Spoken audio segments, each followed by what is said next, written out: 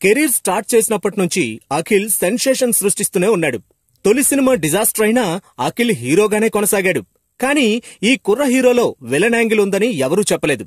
ఇప్పుడు ప్రత్యేకంగా చెప్పుకోవాల్సి వస్తోంది. రెండో సినిమా పట్టాలపైకి రాకముందే పెళ్లి చేసుకోవాలని ఫిక్స్ అయిన అఖిల్ ఆ తర్వాత కొన్ని రోజులకే పెళ్లి క్యాన్సిల్ అయిందంటూ ఉప్పందించాడు. ఈ విషయంలో మీడియా రెండుగా చీలిపోయింది. పెళ్లి ఆగిపోవడానికి అఖిలే కారణమంటూ ఓ సెక్షన్ మీడియా రాసుకొస్తే, జీవీకే కుటుంబ సభ్యులదే తప్పంతా అంటూ మరో మీడియా వర్గం రాసుకొస్తోంది. ఎవరికీ పూర్తిగా నిజాలు తెలియదు, తెలిసే అవకాశం కూడా లేదు. అఖిల్ శ్రియ చాలా ఏళ్లుగా ఫ్రెండ్స్. ఇదేదో కొత్తగా చూసిన సంబంధం కాదు.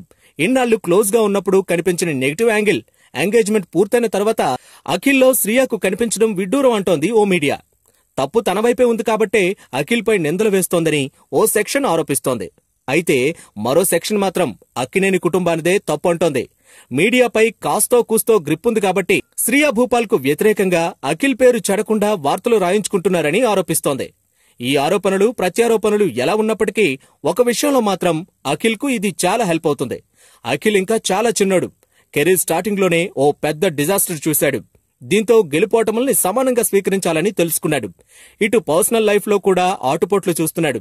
దీంతో వ్యక్తిగతంగా వృత్తిగతంగా భవిష్యత్తులో అఖిల్ రాటుదేలుతాడు. కాకపోతే ఈ అనుభవాల నుంచి అఖిల్ ఎంత నేర్చుకుంటాడు అనేది ఇప్పుడు క్వశ్చన్.